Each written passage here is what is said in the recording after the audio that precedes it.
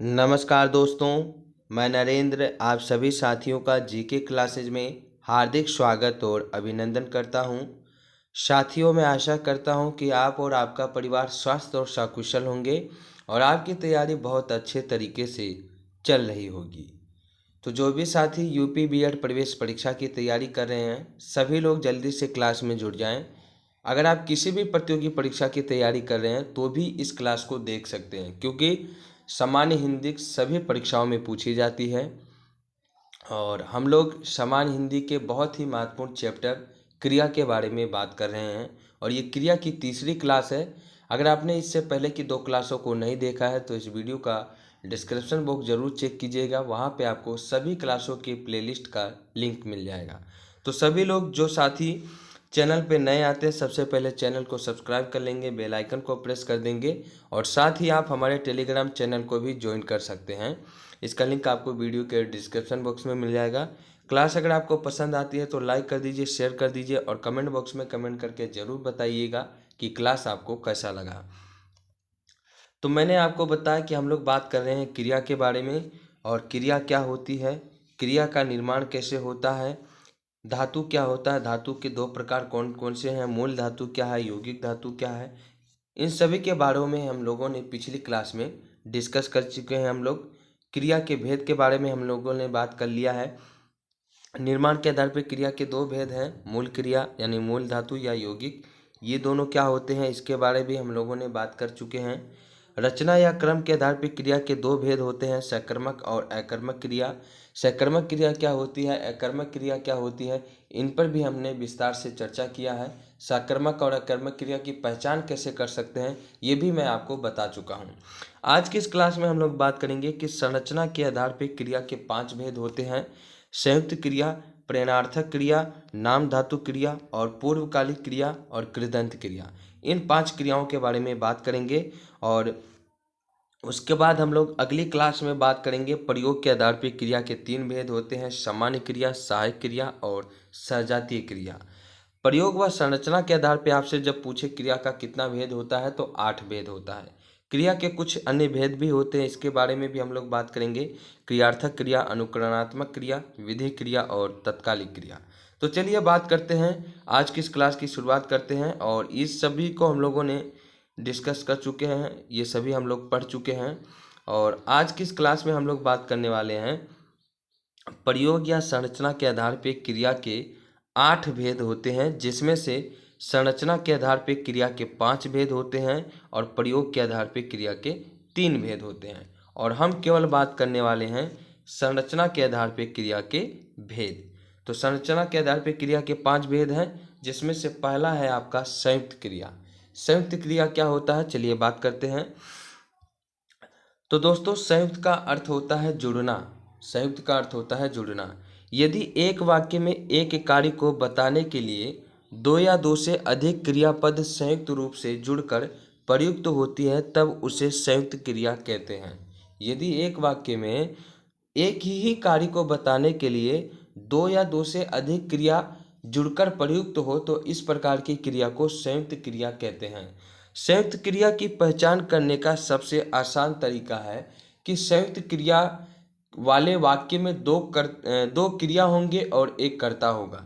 जब वाक्य में 2 क्रिया हो और एक कर्ता हो तो वो वाक्य आपका संयुक्त क्रिया का होगा। तो वहाँ पे जो क्रिया होगी वो संयुक्त क्रिया होगी। जैसे उदाहरण से मैं आपको बताता हूँ, जैसे आपने पाठ पढ़ लिया, आपने पाठ पढ़ लिया, आपने यहाँ पे एक कर्ता है तो कर्ता तो एक हो गया, पाठ कर्म है, पढ़ और लिया ये 2 क्रिया है। तो देखिए इस वाक्य में 2 तो क्रिया है और एक क्रम है, तो कौन सी क्रिया हो गई, ये संयुक्त क्रिया हो गई, क्योंकि इसमें एक कर्ता है, 2 क्रिया है और एक क्रम है ना। तो एक कर्ता है, 2 क्रिया है, जब वाक्य में 2 क्रिया और एक कर्ता हो तो इस प्रकार की क्रिया को संयुक्त क्रिया कहते हैं। वह घर पहुंच गया, वह एक कर्ता है, घर एक क्रम है, पहुंच एक क्रिया है और गया एक क्रिया है। तो इस वाक्य में 2 क्रिया है, 2 क्रिया है और एक कर्ता है, तो कौन सी क्रिया हो गई, संयुक्त क्रिया हो गई। ठीक है। अर्चना पुस्तक पढ़ चुकी, अर्चना पुस्तक पढ़ चुकी, अर्चना एक कर्ता है, पुस्तक एक क्रम है, पढ़ एक क्रिया है और चुकी एक क्रिया है, तो यहाँ पे दो क्रिया है। तो जब वाक्य में दो क्रिया एक कर्ता होगी तो वाक्य संयुक्त क्रिया का होगा। मोर नाचने लगा, मोर एक कर्ता है, नाचना एक क्रिया है और लगा एक क्रिया है, तो यहाँ पे दो क्रिया है, इसलिए यहाँ पे जो क्रिया है वो संयुक्त क्रिया होगी। संयुक्त क्रिया का निर्माण सकर्मक और अकर्मक दोनों क्रियाओं के द्वारा होता है, जैसे लेट जाना, गिर पड़ना और बेच लेना। तो कहने का मतलब ये है कि जो संयुक्त क्रिया होती है इसका निर्माण सकर्मक और अकर्मक दोनों क्रियाओं से मिलकर बनता है, और संयुक्त क्रिया हमेशा दो क्रिया होगी संयुक्त क्रिया में। ठीक है, जब भी वाक्य में आपको दो क्रिया मिले और एक कर्ता मिले तब समझ जाइए कि यहाँ पे जो क्रिया होगी वो संयुक्त क्रिया होगी, क्योंकि संयुक्त क्रिया का मतलब होता है कि यदि एक वाक्य में एक कार्य को बताने के लिए दो या दो से अधिक क्रिया संयुक्त रूप से जुड़कर प्रयोग होती है तो ऐसी क्रियाओं को संयुक्त क्रिया कहते हैं। आई होप आपको समझ में आ गया होगा। चलिए अब हम लोग बात करते हैं दूसरी क्रिया जिसका नाम है प्रेरणार्थक क्रिया। प्रेरणार्थक क्रिया क्या होता है इसके बारे में बात करते हैं। तो जब कर्ता स्वयं कार्य न करके किसी दूसरे को प्रेरित करके कार्य करवाता है तो इस प्रकार की क्रिया को प्रेरणार्थक क्रिया कहते हैं। जब कर्ता स्वयं कार्य न करे और किसी दूसरे से कार्य करवाए तो इस प्रकार की जो क्रिया होगी उसे हम लोग प्रेरणार्थक क्रिया कहेंगे। प्रेरणार्थक का अर्थ ही होता है प्रेरणा के द्वारा या प्रेरित करके। तो जब वो कर्ता स्वयं कार्य न करे और किसी दूसरे को प्रेरित करे कार्य करवाने के लिए तो इस प्रकार की क्रिया को प्रेरणार्थक क्रिया कहते हैं। प्रेरणार्थक क्रिया की पहचान है कि इसमें कर्ता दो होगा और क्रिया एक होती है। इसमें कर्ता दो होगा और क्रिया एक होती है। संयुक्त क्रिया में कर्ता एक होता है, क्रिया दो होती है, और प्रेरणार्थक क्रिया में कर्ता दो होता है और क्रिया एक होती है। जैसे माँ ने बेटी से भोजन बनवाया, माँ ने बेटी से भोजन बनवाया। माँ एक कर्ता है, बेटी एक कर्ता है और कार्य केवल एक हो रहा है भोजन बनाने का। कार्य केवल क्या हो रहा है, एक ही कार्य हो रहा है भोजन बनवाने का। तो क्रिया केवल एक है लेकिन कर्ता यहाँ पे दो है, माँ और बेटी ये दोनों ही कर्ता है। तो माँ ने प्रेरित करके बेटी को प्रेरित करके खाना बनवाया, इस वजह से ये जो क्रिया होगी वो प्रेरणार्थक क्रिया होगी। तो प्रेरणार्थक क्रिया की पहचान क्या है कि इसमें कर्ता दो होगा और क्रिया एक होगी। संयुक्त क्रिया की पहचान क्या है कि इसमें कर्ता एक होगा और क्रिया दो होगी। जैसे मालिक ड्राइवर से गाड़ी चलवाता है, मालिक ड्राइवर से गाड़ी चलवाता है। मालिक एक करता है, ड्राइवर भी एक करता है और कार्य केवल एक हो रहा है गाड़ी चलाने का। काम केवल एक ही हो रहा है गाड़ी चलाने का, और कर्ता कितने हैं इसमें, दो कर्ता है, एक मालिक है और एक ड्राइवर है। तो जब भी आपको वाक्य में दो कर्ता मिले और केवल क्रिया एक हो तो ये जो क्रिया होगी वो आपकी प्रेरणार्थक क्रिया होगी। आगे बात समझ में। मीरा नौकरानी से कपड़े धुलवाती है। देखिए मीरा भी एक करता है, नौकरानी भी एक करता है, लेकिन कार्य केवल एक हो रहा है, और कार्य क्या हो रहा है, कपड़े धुलवाने का। तो धुलवाने का जो कपड़े धुलवाने का जो कार्य हो रहा है वो केवल एक हो रहा है, और यहाँ पे कर्ता क्या है, दो है। मीरा ने नौकरानी को प्रेरित किया, उसको आदेश दिया, उसको ऑर्डर दिया कि तुम कपड़े धुलो, तो नौकरानी कपड़े धुलती है। तो यहाँ पे कर्ता क्या हो गए, दो हो गए, एक मीरा हो गई और एक नौकरानी होगी, लेकिन क्रिया कितनी है, क्रिया केवल एक है। तो इस प्रकार की क्रिया को प्रेरणार्थक क्रिया कहते हैं। प्रेरणार्थक क्रिया सदैव सकर्मक क्रिया होती है। प्रेरणार्थक क्रिया सदैव सकर्मक क्रिया होती है। हमेशा आपको प्रेरणार्थक क्रिया में सकर्मक क्रिया मिलेगा। आई बात समझ में। सकर्मक क्रिया क्या होती है, सकर्मक क्रिया वह क्रिया होती है जिसमें क्रम होता है और क्रिया का प्रभाव क्रम पे पड़ता है। जैसे मीरा नौकरानी से कपड़े धुलवाती है, इसमें आपको सकर्मक क्रिया मिलेगा। क्यों, क्योंकि क्या धुलवाती है, जवाब मिला कपड़े धुलवाती है। तो जब सकर्मक और अकर्मक क्रिया की पहचान करनी हो तब क्या या किसको प्रश्न करिए, और अगर उत्तर मिलता है तो सकर्मक होगा और अगर उत्तर नहीं मिलता है तो अकर्मक होगा। तो मैंने प्रश्न किया कि मीरा नौकरानी से क्या धुलवाती है, जवाब में मिला कपड़े धुलवाती है, इसलिए ये सकर्मक क्रिया है और प्रेरणार्थक क्रिया हमेशा सकर्मक क्रिया होती है। आ गई बात समझ में। चलिए आगे बढ़ते हैं, बात करते हैं नाम धातु क्रिया के बारे में। नाम धातु क्रिया क्या होती है? नाम धातु क्रिया को समझने से पहले मैं आपको संज्ञा, सर्वनाम और विशेषण के बारे में बताना चाहता हूँ। दोस्तों, संज्ञा का मतलब क्या होता है? तो संज्ञा का मतलब होता है नाम। संज्ञा का मतलब क्या होता है? नाम। क्या होता है? नाम। संज्ञा का मतलब नाम होता है। और सर्वनाम क्या होता है? सर्वनाम का मतलब होता है वे शब्द जो संज्ञा के स्थान पे प्रयुक्त होते हैं उसे सर्वनाम कहते हैं। अर्थात संज्ञा के स्थान पे, संज्ञा का स्थान मतलब नाम के स्थान पे, तो कहीं ना कहीं सर्वनाम सर्वनाम का भी जो संबंध है वो नाम से है। संज्ञा का संबंध नाम से है, सर्वनाम का भी कहीं ना कहीं संबंध नाम से है। विशेषण क्या होता है? विशेषण का मतलब होता है कि संज्ञा या सर्वनाम की विशेषता बताने वाले को विशेषण कहते हैं। अब संज्ञा क्या होती है? नाम होता है। सर्वनाम क्या होता है? नाम के स्थान पे प्रयुक्त होने वाले शब्द होते हैं। तो कहीं ना कहीं विशेषण का भी संबंध नाम से ही है। कहीं ना कहीं विशेषण का संबंध नाम से है। तो हमने देखा कि संज्ञा, सर्वनाम और विशेषण इन तीनों का संबंध नाम से है। तो अब आइए आप लोग नाम धातु क्रिया पर देखिए अब क्या होता है। देखिए, जिन क्रियाओं का निर्माण संज्ञा, सर्वनाम तथा विशेषण में प्रत्यय लगाकर किया जाता है उन्हें नाम धातु क्रिया कहते हैं। अर्थात कहने का मतलब है कि वे क्रिया जिनका निर्माण नाम में प्रत्यय लगाकर किया जाता है। नाम का मतलब किसी का भी नाम हो सकता है, किसी भी वस्तु का नाम हो सकता है, कोई भी नाम हो सकता है। तो जिन क्रिया का निर्माण नाम में प्रत्यय लगाकर किया जाता है उसे नाम धातु क्रिया कहते हैं। उसे नाम धातु क्रिया कहते हैं। जैसे बात एक नाम है और बात में ना प्रत्यय लगा दिया, है ना, या आना प्रत्यय लगा दिया तो बन गया बतियाना। बात से बतियाना, लाठी से लठियाना और लात से लतियाना। इस क्रिया का निर्माण संज्ञा से हुआ है। संज्ञा मतलब नाम से हुआ है। बात करें अपना, अपना का अपनाना हो गया और ये निर्माण हुआ है सर्वनाम से। इस क्रिया का निर्माण हुआ है सर्वनाम से। गर्म से होता है गरमाना, नरम से हो गया नरमाना और शर्म से हो गया शर्माना। और ये गरमाना, नरमाना और शर्माना ये विशेषण है और विशेषण से ही इस क्रिया का निर्माण हुआ है। तो जिन क्रियाओं का निर्माण संज्ञा, सर्वनाम या विशेषण में प्रत्यय लगाकर किया जाता है इस प्रकार की क्रिया को नाम धातु क्रिया कहते हैं। आई बात समझ में?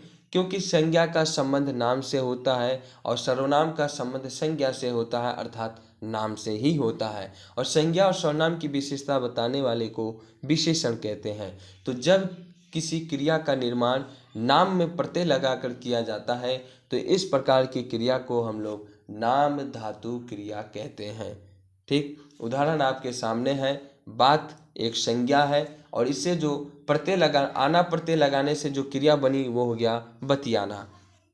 लाठी एक संज्ञा है, संज्ञा अर्थात एक नाम है और इसमें आना प्रत्यय लगाने से लठियाना बन गया और ये आपकी एक क्रिया है। लात एक शब्द है, एक नाम है और लात में आना प्रत्यय लगाने से लतियाना बन गया। लतियाना आपकी एक नाम धातु क्रिया है। गरम एक विशेषण है, एक विशेषता बताता है गरम, और गरम में आना प्रत्यय लगाने से गरमाना बन गया, अर्थात ये आपकी एक नाम धातु क्रिया है। नरम से होता है नरमाना, नरम में आपके आना प्रत्यय लगा और नरम एक विशेषण है तो क्रिया बन गई नरमाना जो कि एक नाम धातु क्रिया है। आ गई बात समझ में? चलिए, अगला क्रिया है आपका पूर्वकालिक क्रिया। पूर्वकालिक क्रिया क्या होती है? देखिए, पूर्वकालिक क्रिया, इसको पहले समझते हैं कि ये बना कैसे है। पूर्व धन काल धन एक धन क्रिया, यानी पहले समय वाला या वाली क्रिया। पहले समय वाली क्रिया या पहले समय वाला क्रिया। पूर्व का मतलब होता है पहले, काल यानी होता है समय और इक का मतलब होता है वाला या वाली और क्रिया का मतलब होता है क्रिया। तो पहले समय वाला या वाली क्रिया मतलब ऐसी क्रिया जो पहले समय हुई है ना। तो पूर्वकालिक क्रिया क्या होती है? जब कर्ता एक क्रिया को समाप्त कर दूसरी क्रिया करना प्रारंभ करता है तब पहली क्रिया को पूर्वकालिक क्रिया कहा जाता है। यानी ऐसी क्रिया जो पहले समय में हो चुकी हो उसे पूर्वकालिक क्रिया कहते हैं। मतलब ये कि जब कर्ता एक क्रिया को समाप्त करके कोई दूसरी क्रिया शुरू कर दे तो जो समाप्त क्रिया हुई है उसे हम पूर्वकालिक क्रिया कहते हैं। जैसे जैसे मोहन दूध पीकर सो गया। मोहन पहले कौन सा कार्य किया? मोहन ने पहले दूध पीने का कार्य किया और दूध पीने के बाद में उसने दूसरा कार्य शुरू कर दिया, उसने दूसरी क्रिया की सोने का। तो मोहन ने पहले कार्य को समाप्त करके दूसरे कार्य को शुरू किया। इस वजह से यहाँ पे जो क्रिया होगी वो पूर्वकालिक क्रिया होगी। पूर्वकालिक क्रिया में अधिकांशतः कर प्रत्यय लगा होता है। तो पूर्वकालिक क्रिया की पहचान क्या है कि आपको पूर्वकालिक क्रिया में कर प्रत्यय देखने को मिलेगा, है ना। कर प्रत्यय देखने को मिलेगा। पूर्वकालिक क्रिया की पहचान क्या है कि पूर्वकालिक क्रिया में आपको कर प्रत्यय देखने को मिलेगा। अधिकांश शब्दों में, अधिकांश वाक्यों में जो पूर्वकालिक क्रिया का वाक्य होगा उसमें आपको कर प्रत्यय देखने को मिलेगा। क्योंकि पूर्वकालिक जो क्रिया होती है उसमें कर्ता क्या करता है कि एक कार्य को समाप्त करके दूसरे कार्य को शुरू करता है। तो जब कर्ता एक कार्य को समाप्त करके दूसरे कार्य को प्रारंभ करता है तो जो पहले कार्य हुआ है उसे हम लोग पूर्वकालिक क्रिया कहते हैं। उदाहरण मैंने आपको बताया कि मोहन दूध पीकर सो गया। मोहन ने सबसे पहले कार्य कौन सा किया? दूध पीने का। और दूध पीने का कार्य समाप्त करके उसने दूसरा कार्य कौन सा शुरू कर दिया? सोने का। तो मोहन दूध पीकर सो गया, ये आपकी एक पूर्वकालिक क्रिया है। और देखिए यहाँ पे कर प्रत्यय आपको मिलेगा, दूध पीकर यहाँ पे देखिए कर प्रत्यय है। अगला उदाहरण देखिए, गीता भोजन करके स्कूल जा रही है। गीता भोजन करके स्कूल जा रही है। गीता के द्वारा पहला कार्य क्या किया गया? भोजन करने का। यानी गीता ने पहले जो कार्य किया, जो काम किया वो भोजन करने का किया। उसने भोजन किया और उसके बाद में उसने दूसरा कार्य प्रारंभ किया, स्कूल जाने का। तो पहला कार्य क्या हो गया? भोजन करने का। और दूसरा कार्य क्या हो गया? कि वो स्कूल जा रही है। तो इस प्रकार की क्रिया को पूर्वकालिक क्रिया कहते हैं। ऐसा कार्य जो पूर्व में हुआ है, जो पहले में हुआ है, उसे हम लोग पूर्वकालिक क्रिया कहते हैं। आई होप आपको समझ में आ रहा होगा।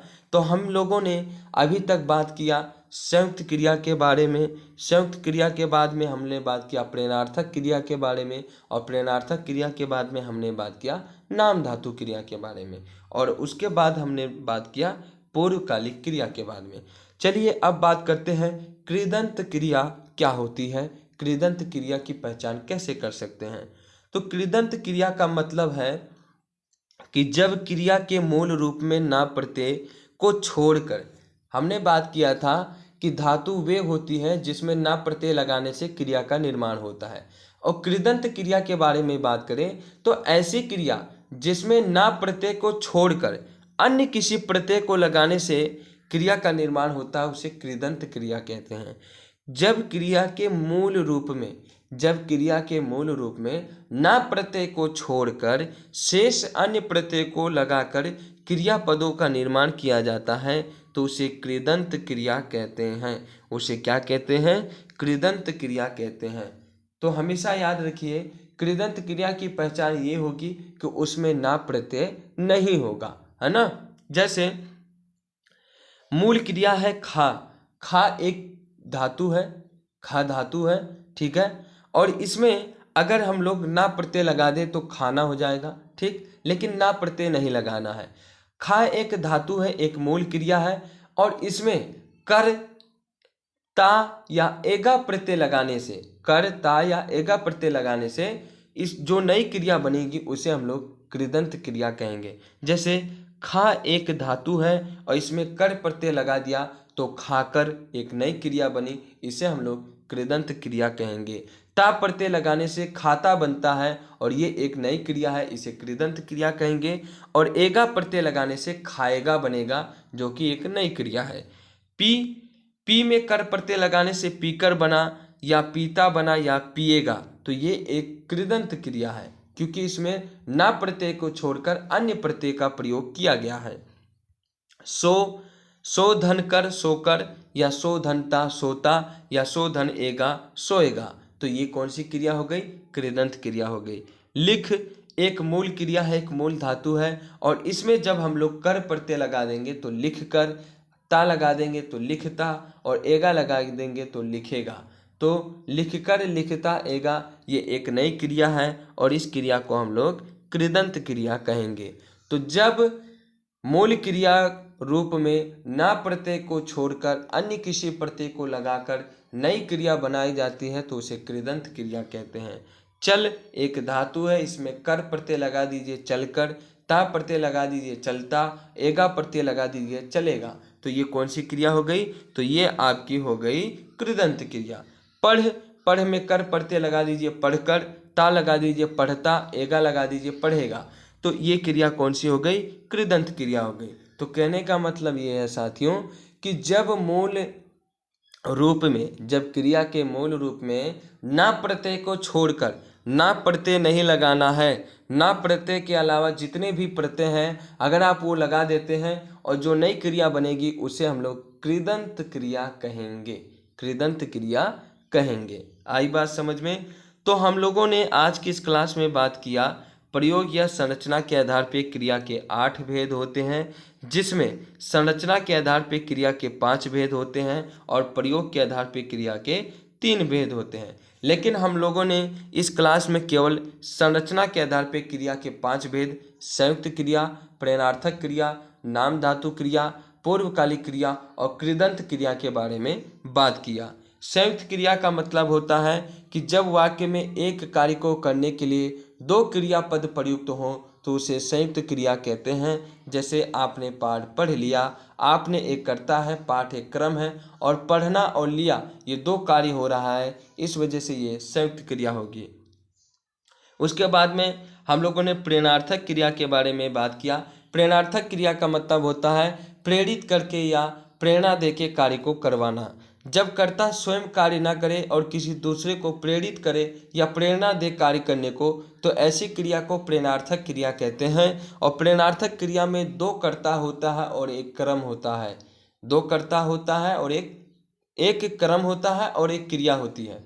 प्रेरणार्थक क्रिया में एक क्रिया होती है और 2 कर्ता होता है। जैसे माँ ने बेटी से भोजन बनवाया, माँ एक करता है, बेटी भी एक करता है, लेकिन क्रिया केवल एक हो रही है, भोजन बनवाने का। तो ये कौन सी क्रिया हो जाएगी? प्रेरणार्थक क्रिया। प्रेरणार्थक क्रिया सदैव सकर्मक क्रिया होती है। प्रेरणार्थक क्रिया क्या होती है? सदैव सकर्मक क्रिया होती है। आगे बात करते हैं नाम धातु क्रिया। नाम धातु क्रिया जिन क्रियाओं का निर्माण संज्ञा, सर्वनाम, विशेषण से होता है, ऐसी क्रियाओं को नाम धातु क्रिया कहते हैं, क्योंकि संज्ञा, सर्वनाम और विशेषण का संबंध नाम से होता है। तो इसे हम लोग क्या कहते हैं? नाम धातु क्रिया। जैसे बात से बतियाना, लाठी से लठियाना, लात से लतियाना, अपना से अपनाना, गर्म से गरमाना, शर्म से शर्माना, नरम से नरमाना, ये सभी आपकी संज्ञा सर्वनाम से मिलकर बनने वाली क्रिया है। इसके बाद हमने बात किया था पूर्वकालिक क्रिया के। पूर्वकालिक क्रिया का मतलब होता है कि पूर्व काल में यानी पहले के समय में होने वाली क्रिया, जो ऐसी क्रिया जो पहले समय में हो चुकी है ना। पूर्वकालिक क्रिया में हमेशा एक कार्य आपको समाप्त ही मिलेगा। इसकी पहचान ये है कि आपको एक कार्य हमेशा समाप्त मिलेगा।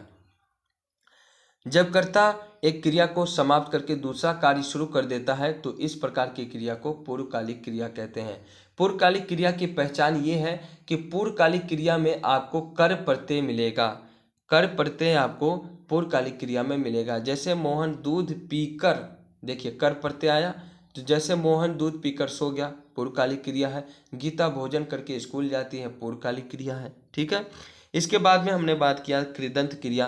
कृदंत क्रिया का मतलब होता है कि जब क्रिया के मूल रूप में ना प्रत्यय को छोड़कर अन्य किसी प्रत्यय को लगाया जाए तो जो क्रिया बनती है उसे कृदंत क्रिया कहते हैं। यानी क्रिया से क्रिया का निर्माण होता है, इस प्रकार से हम इसे कृदंत क्रिया कहते हैं। कृदंत क्रिया, ठीक है।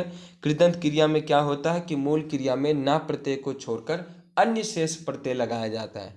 जैसे खा में कर प्रत्यय लगा दिया खाकर, खा में ता प्रत्यय लगा दिया खाता, और खा में एगा प्रत्यय लगा दिया तो खाएगा। ये सभी क्रियाएं आपकी कृदंत क्रिया है। ठीक है, तो साथियों इस क्लास में हम लोगों ने संरचना के आधार पर क्रिया के 5 भेद, संयुक्त क्रिया, प्रेरणार्थक क्रिया, नाम धातु क्रिया, पूर्वकालिक क्रिया और कृदंत क्रिया के बारे में बात किया।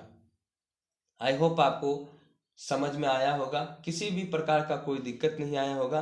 तो अगर आपको ये क्लास अच्छा लगा हो तो क्लास को लाइक कर दीजिए, अपने सभी दोस्तों में शेयर कर दीजिए, और किसी भी प्रकार का कोई प्रश्न, कोई डाउट आपके मन में चल रहा हो तो निश्चित तौर पे आप कमेंट कीजिएगा। हम आपके कमेंट का रिप्लाई जरूर देंगे और आपको समझाने का पूरा प्रयास करेंगे। ठीक है, तो इसी आशा और इसी उम्मीद के साथ आज की इस क्लास को यहीं समाप्त करते हैं। मिलते हैं अगली क्लास में, और अगली क्लास में हम लोग बात करेंगे प्रयोग के आधार पे जो क्रिया के 3 भेद हैं, सामान्य क्रिया, सहायक क्रिया, सजातीय क्रिया के बारे में।